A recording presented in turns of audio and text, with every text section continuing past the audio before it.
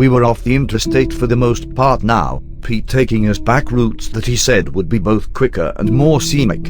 And he was right. We wound our way further west across the Mississippi and into Missouri, and by 8 o'clock we were pulling into our stayover for the night, an older but nice motel on the outskirts of Kansas City.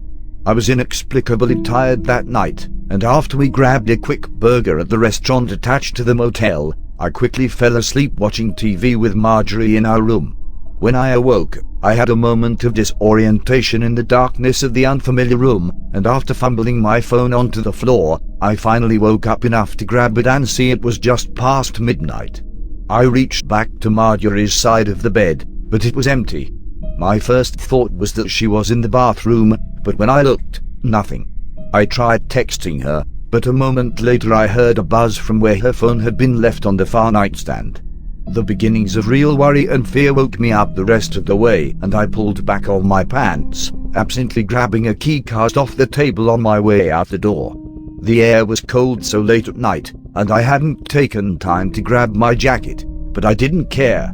Looking around in the gravel parking lot, I saw no signs of other people, which was understandable given the hour. We were in room 103, and I knew Pete was in 108, so I headed that way to see if he knew where she was.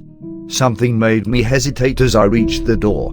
It was only for a couple of seconds, but long enough that I heard a woman's giggle from inside Pete's room. My first thought was that Pete had hooked up with some local after we had went to our room, and I debated whether I should disturb them before I looked around a bit more.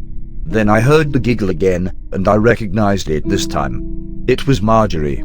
I knocked hard on the door, an unpleasant mix of fear, uncertainty, and anger surging into my chest. I waited, counting to 10 internally before knocking loudly a second time. There had been no further sounds from the room, and another 10 count was nearly done before the door cracked open and I saw Marjorie's face poking out of the dimly lit murk within. "Hey, what's up, honey? Something wrong?" Her expression was one of surprise and mild concern, but I wasn't sure if I trusted it. It was hard to tell in the blue-tinged light of the parking lot security lamps, but she looked flushed. Flushed in a way I was familiar with, but that shouldn't be happening with another man. But no. Pete was her brother, for fuck's sake.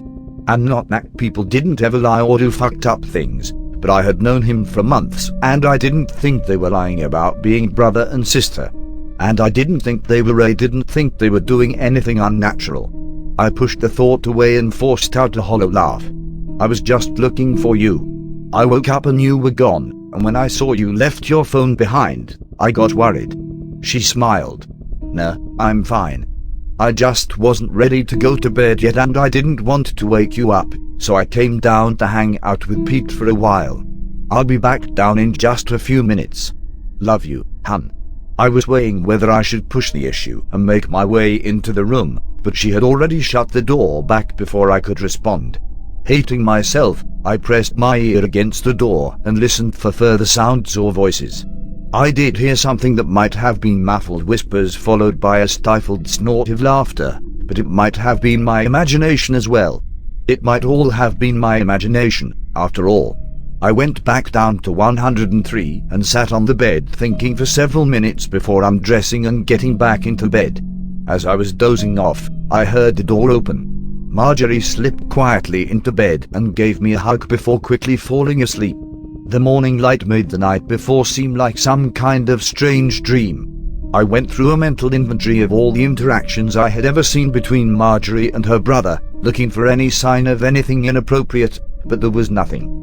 They would joke around and hug each other occasionally, but it was just normal brother-sister stuff, not much different than I had done with my own brother before he died. And as for her being in his room, well, she wanted some quality time with a brother she didn't get to see very often. Nothing wrong with her laughing and having a good time, and anything weird was just me projecting my own insecurities or making something out of nothing.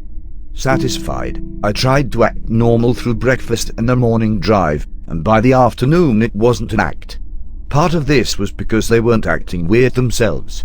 My fear was that they would suddenly be awkward with each other or me, or Marjorie would suddenly make a point of only paying me attention, all of which would only reignite my twisted fears. But there was none of that. Just normal talk and hanging out as the roads unspooled before us. By late that afternoon we had made it to a small town called Brimley. It was the last planned stop before we pushed on into the heart of Utah.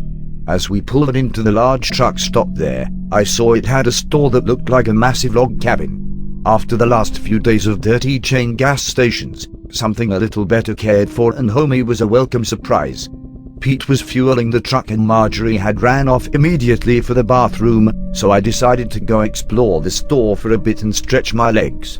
The air was definitely turning cooler with each day as fall set in. We were traveling at a fast enough rate that it was actually hard to judge how much of the difference was due to the change of seasons versus the change of locale, but the feel of the crisp air as I walked to the store reminded me of autumns growing up in Virginia. The thought made me smile and glance around at the town surrounding the truck stop. It was odd. Though it was almost 5 in the afternoon on a Thursday, there was next to no one else around. A couple of other customers getting gas at the pumps looked back at me disinterestedly, but the only other real sign of life was an old man frantically mowing his grass with a lawnmower several houses down a side street. A small black and white dog stood yapping happily at the man from the street, though whether it was cheering him on or heckling him, it was hard to say. The signs of normal life, of the energetic dog, of the world outside of the truck and Marjorie and Teth's things should have cheered me more than they did. Yet I still felt a thin thread of unease running up my spine as I entered what a sign next to the door proclaimed was Hattie's Honest Top Emporium. The store seemed to be an odd mix of items you would expect to find in a truck stop, those you'd find in a grocery store, and those you'd find in some kind of souvenir gift shop. At first, I gravitated towards the souvenirs, thinking it might be funny to get a random Midwest shirt or shot glass, or a hat that proclaimed the greatness of Brimley. Then I realized that the souvenirs were all wrong. They went from around the area for the most part, yet they were oddly specific. Have you ever been in a store that has I Love NY stickers or California shirts, even though the store is thousands of miles from either? That I would have understood. But this was stuff like I visited Tallulah Gorge. The first step was a doozy. Or Providence, Rhode Island, home of Marco's original pepperoni grinder. Weirdly specific stuff that dealt with obscure places that would have no significance to most people passing through this little town. The next thing was that there wasn't more than 1 or 2 of any given item. I'm not saying the store had only a few souvenirs for sale. I mean that out of literally thousands of clothes, hats, knickknacks, cups, signs, and other miscellaneous bric-a-brac, there were a few twins or triplets, but that was it. Which made the next thing a bit easier to notice. I think all the souvenirs were used. I don't mean they were dirty. Aside from a thin layer of dust here and there, they were perfectly clean. But a lot of them looked worn, especially the clothes. It was almost like they had everyone that came through donate a souvenir, and then the store turned around and sold it like it was new. The thought struck me as funny until I thought about the horror movie I had seen where waylaid victims' belongings were stockpiled by the killers. As I decided I needed to move to the snack area and out of this weirdness, I ran headfirst into Marjorie. "Oh, man, you're in a hurry," she laughed, poking a finger in my chest. "You still looking around or you ready to go?" "Sorry, baby." I saw an extremely tall figure moving around on the far side of the food section.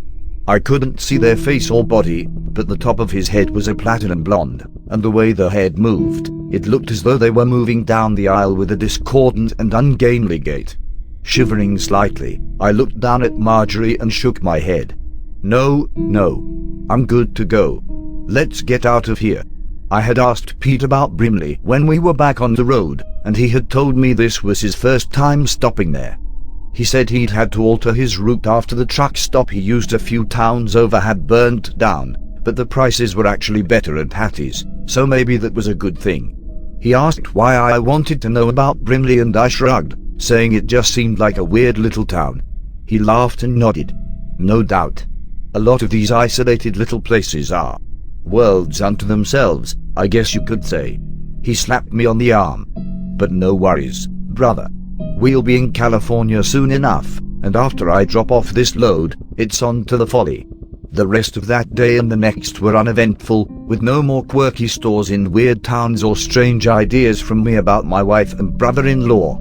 I started having fun again, and by the time we had settled in at the Alpine Estates Hotel an hour south from Firenze, I was actually looking forward to our trip the following day to Wizard's Folly.